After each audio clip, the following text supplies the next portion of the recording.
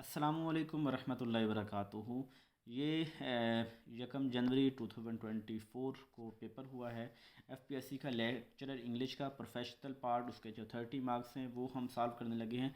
ये कामरान चद्दड़ साहब हैं बखर से, इन्होंने मेरे साथ पेपर शेयर किया और पेपर में चूँकि चीज़ें कुछ ऐसे सही वाज़े क्लियर नहीं आ रही थी तो मैंने फिर उनको बड़ा डीपली गौर करके मैंने उनको जो है वो नोट किया, पहले लिखा, क्योंकि मैं जो बुक पब्लिश करवाने जा रहा हूँ इंशाल्लाह 2024 में, तो उनके अंदर भी ये चीज़ें जो हैं वो प्रॉपर शामिल होंगी।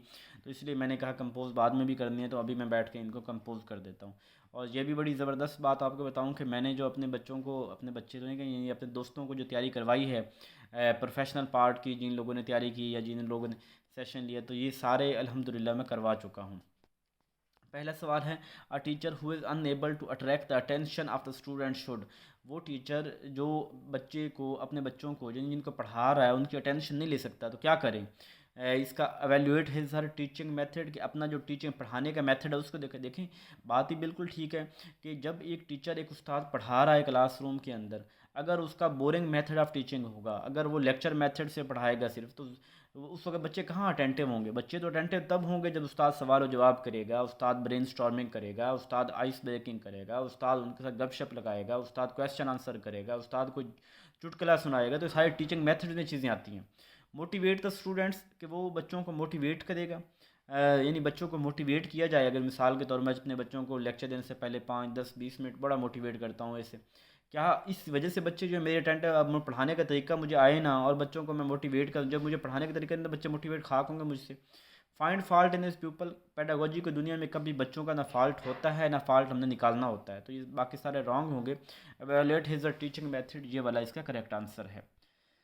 सेकंड है, one of the purpose of introduction part of a lesson plan is to get. Lesson planning क्यों की जाती है? इसलिए की जाती है कि उस्ताद क्लास में जाके बोंगा ना बने, बल्कि उस्ताद क्लासरूम में जाके बच्चों को ठीक तरह पढ़ाए और बच्चों की अटेंशन ले। जब उस्ताद ने डिसाइड किया होगा मैं जाके पहले इस तरह बच्चों को साथ दुआ सलाम करूँगा, ऐसे काम शुरू करूँगा, तो इसी तरह जो है ना उस्ताद बेहतर अटेंशन ले सकता है।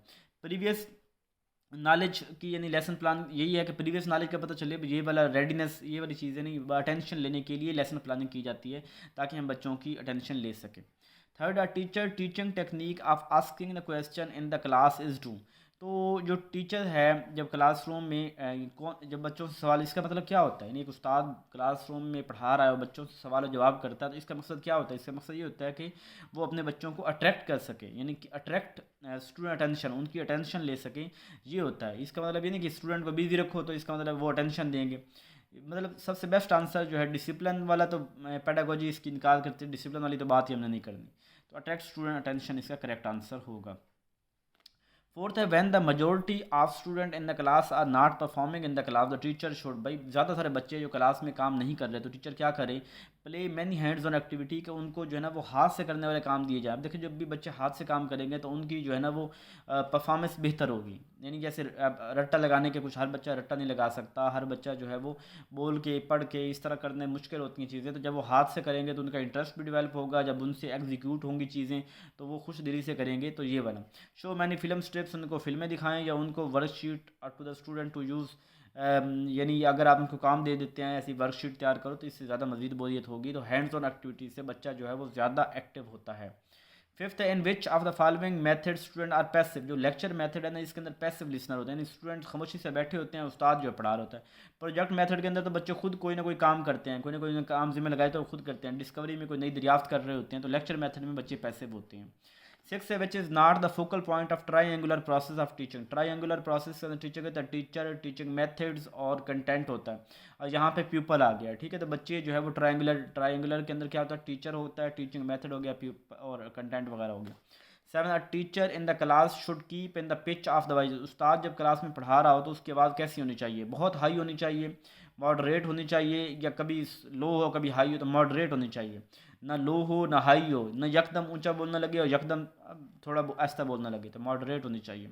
A teacher develop teaching skill refer to. तो टीचर जो है वो टीचिंग स्किल डेवलप करता है, ये ट्रेनिंग में आती है। तो ये किसमें, यानी स्किल्स जो सीखना है ना, स्किल्स ये ट्रेनिंग से आती हैं। तो स्किल माइक्रो टीचिंग इसके लिए जो मेथड होता है। नाइन, द वर्ड मैनेजमेंट, ये मैनीगेरी से निकला है। मैनीगेरी ये लैटिन वर्ड है, इटालियन वर्ड है, और मैनीगेरी से ये निकला है। 10th है in our examination structure the identification examination centre. ये जो हमारे एग्जामिनेशन सेंटर में जो एग्जामिनेशन जो सेंटर्स हैं ये कौन, तो ये डिप्टी कंट्रोलर ऑफ एग्जामिनेशन, ये जो सेंटर बनाए जाते हैं एग्ज़ाम के, तो ये डिप्टी कंट्रोलर ऑफ एग्जामिनेशन जो है वो सेंटर बनाता है। 11 the affective school environment is mostly affected by, अब अफेक्टेड है मुतासिर, यानी उसका मेरा ख्याल है यहाँ जो मतलब है ना, the effective school environment is mostly affected by, कि स्कूल का जो अच्छा इन्वायरमेंट है, इफेक्टिव जो स्कूल का इन्वायरमेंट है किस चीज़ से वो ख़राब होता है। एम्पावरिंग स्टाफ को ताकत दी जाए, स्टाफ की बात सुनी जाए, स्टाफ को जो है ना वो वैल्यू दी जाए, उनकी अच्छी सैलरी, अच्छी बात, उनको काम करने का खुला खुला मौका दिया, इससे जो है वो ख़राब होगी स्कूल का इन्वायरमेंट, बिल्कुल गलत बात है। फ्रेंडली इन्वायरमेंट, इससे भी स्कूल का जो है बेहतर होगा। मीटिंग पीपल नीड, बच्चों की ज़रूरियात पूरी करेंगे, उससे भी माहौल बेहतर होगा। तो नन ऑफ दीज इसमें जवाब होगा। Which is not the type of communication channel, communication channel मतलब क्या होता है कि बोलना सुनना, तो स्पीकिंग और लिसनिंग तो कम्युनिकेशन चैनल है। रीडिंग एंड राइटिंग, जिसके अंदर आप, ये भी चैनल है, आप लिख के किसी को देते हैं वो कोई और कोई इसको रीड करता है, ये भी कम्युनिकेशन चैनल है। थिंकिंग एंड एक्टिंग, यानी आप खुद से सोचते हैं, खुद से कोई एक्ट करते हैं, तो ये कोई कम्युनिकेशन चैनल नहीं है। 13 नेशनल बजट जो हैव टू पार्ट, ये बजट जो होता है इसमें इनकम एक्सपेंडिचर होते हैं, यानी कितनी आमदनी और कितना खर्चा है, सिंपल सी बात है।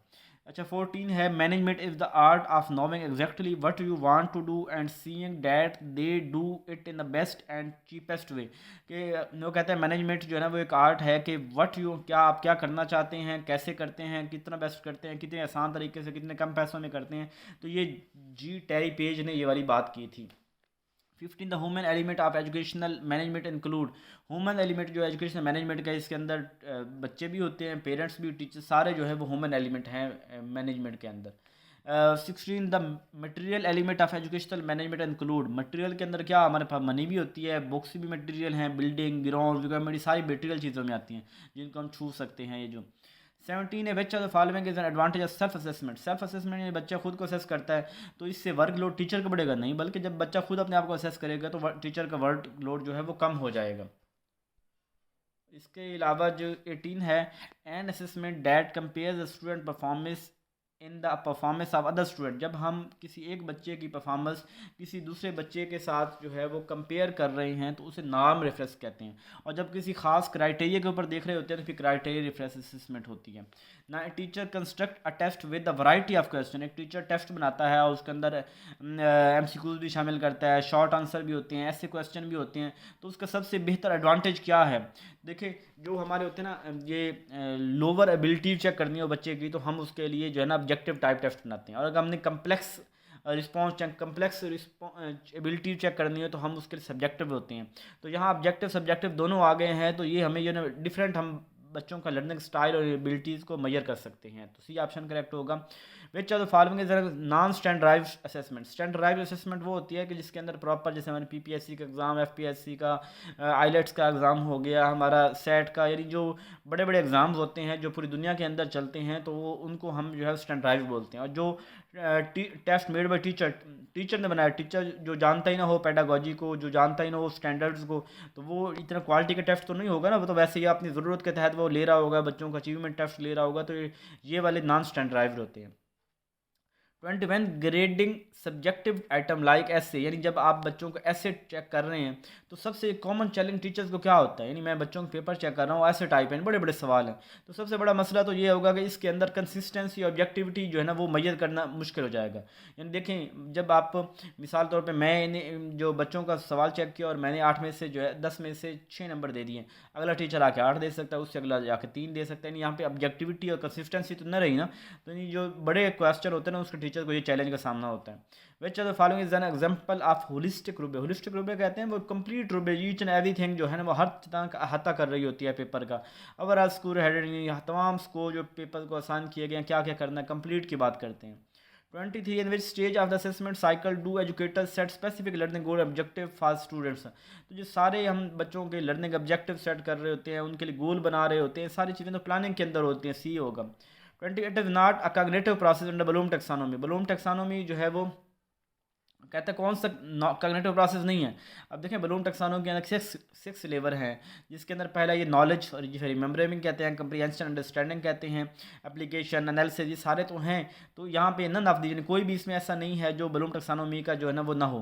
ब्लूम टैक्सोनॉमी जो है ना वो बेसिकली लर्निंग कॉग्निटिव प्रोसेस को देखती है। इसके अंदर बाद में सिम्पसन और उसने जो है ना कराथवाल ने दी थी, लेकिन कॉग्निटिव प्रोसेस को ब्लूम टैक्सोनॉमी देखती है। इसके 6 लेवल हैं, जिसके अंदर मैंने अभी बताया आपको, knowledge, comprehension, knowledge comprehension, application, analysis, synthesis और valuation.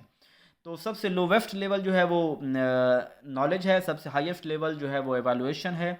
The explanation of ideas, explanation की जब बात होती है तो इस कंप्रीहेंशन बोलते हैं, एक्सप्लेन करना, चीज़ों की वजाहत करना। और एप्लीकेशन की बात हो जहाँ चीज़ों को उनके डिफरेंट और मतलब के तौर पे किसी और प्रॉब्लम सॉल्व करने को, तो इसका हम एप्लीकेशन बोलते हैं।